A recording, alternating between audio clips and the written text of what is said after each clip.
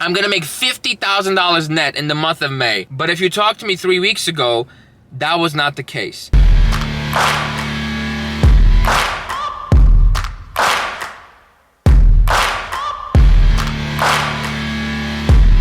And we're back, ladies and gentlemen. The time is 9:59 a.m. I got home, I showered, brushed my teeth, did my hair, all that good stuff. And now we're heading over to the listing appointment you saw me have in the last vlog. I actually got the listing. So I got the photo scheduled, contract signed, all that. We're driving there right now to meet the photographer, drop off the lockbox, as you can tell. And then we're gonna have some lunch with an old high school buddy. And then we're gonna head over to the city for a couple of showings. We are here at the house. I am 13 minutes early, and I'm just gonna go in just so he knows that I'm 13 minutes early.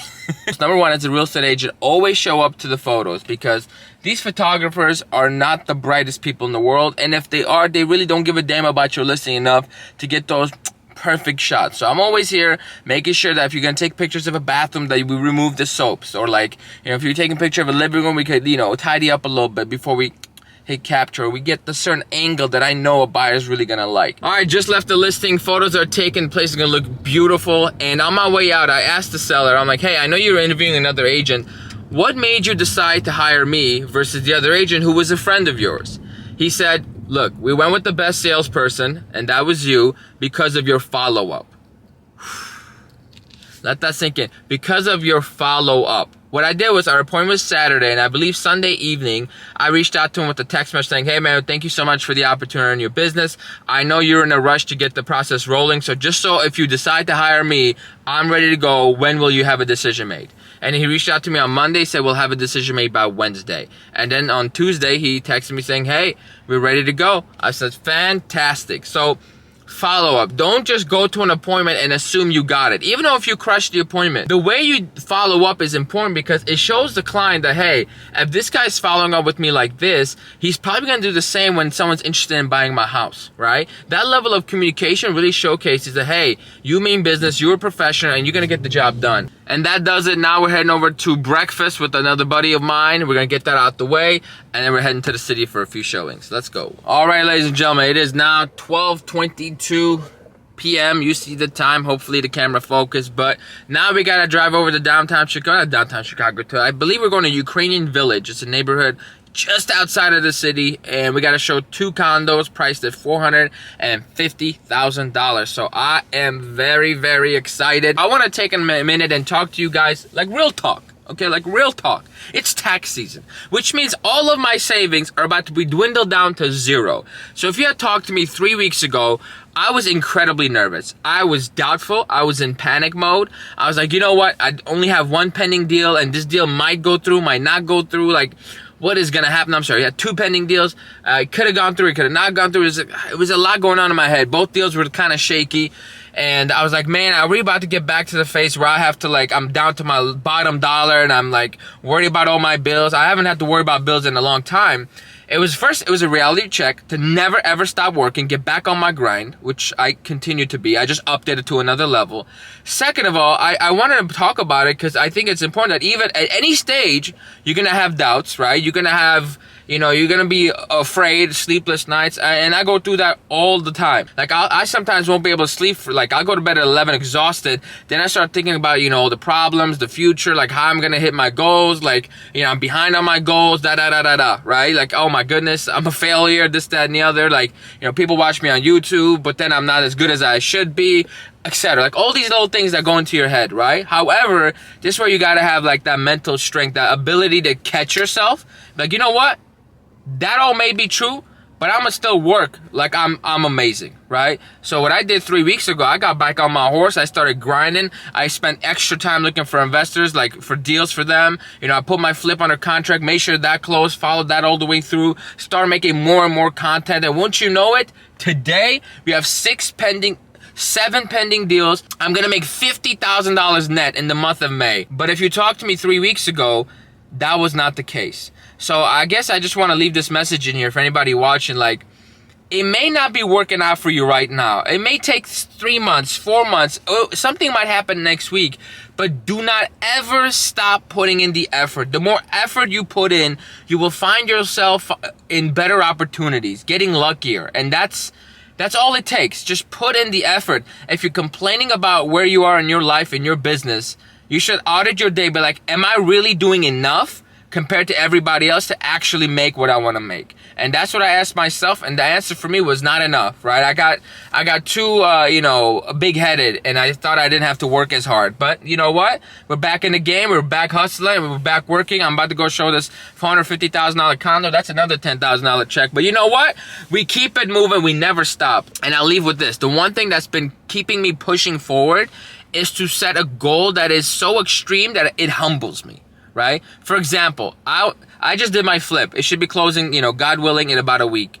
And I don't even want to flip another house. I want to go straight into commercial property. And that terrifies me. That scares me so badly. It reminds me of my first year in real estate because I'm so inexperienced in that category, right? But before I could take other people's money and suggest on where to put it, I'm going to do it myself. I'm going to have that proof of concept myself.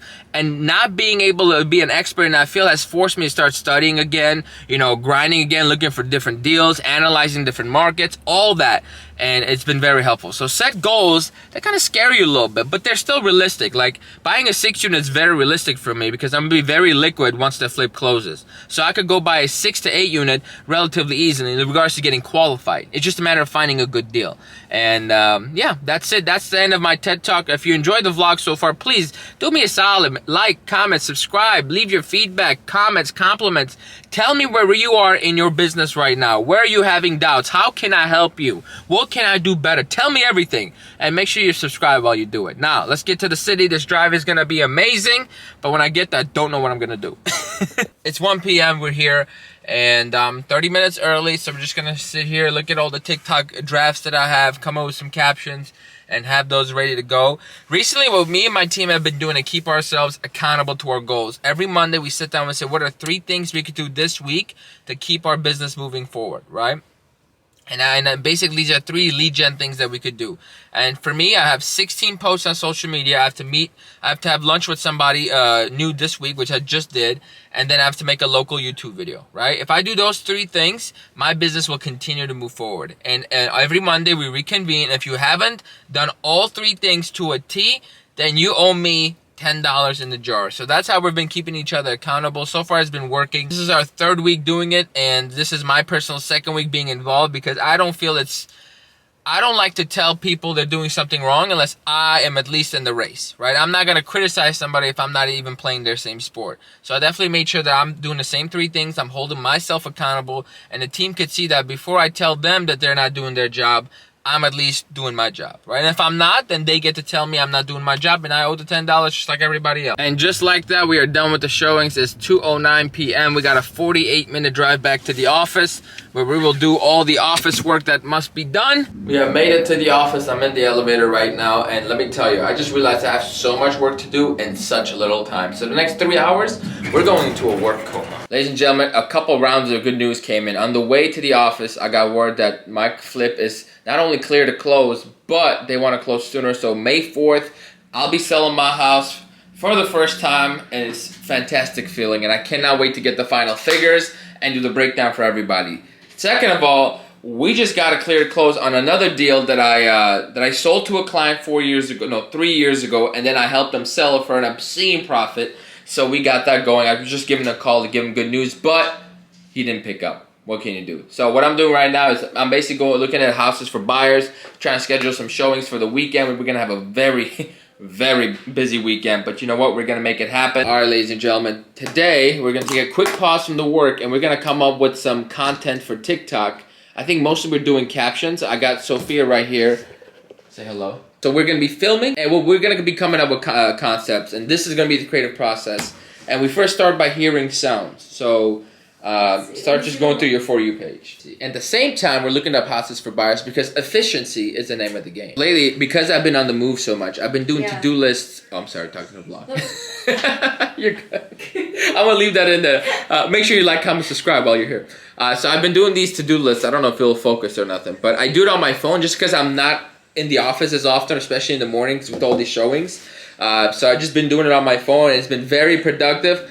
I still like old school, but today's on my phone, so just so you know, I'm still doing the to-do list. And now in other news, I got fantastic information for you. They are clear to close. So the loan is done. And it appraised and everything's good. And I'm hoping we close sooner than the 17th. But yeah, I was going to say, can we close on the 2nd like they asked for originally? Not until you do put that toilet in. So checking back in, the time is 4:49. I have to call the buyer's agent on my listing to figure out when the best time we can get this toilet situation resolved. Sometimes when you close the deal, it'll come down to the littlest thing. With clear to close has already been given, which means if we really want, we can close by Monday, right? However, during a turn review and inspection, we agreed that the buyer is going to provide us a toilet and the seller is going to pay to install that toilet.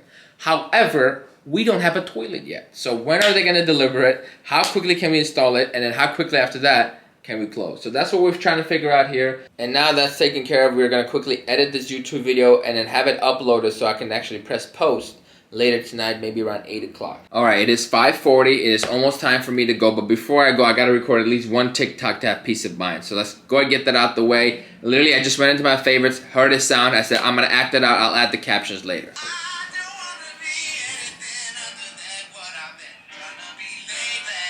Alright, ladies and gentlemen, this recording has gone on for so long. It's literally been recorded the last 15 minutes. But I made the TikTok. Hopefully you guys enjoyed it. This is going to be the end of the day. It's 6 o'clock almost. Thank you everybody for watching. Please like, comment, subscribe. I will see you all on the next vlog. Bye-bye.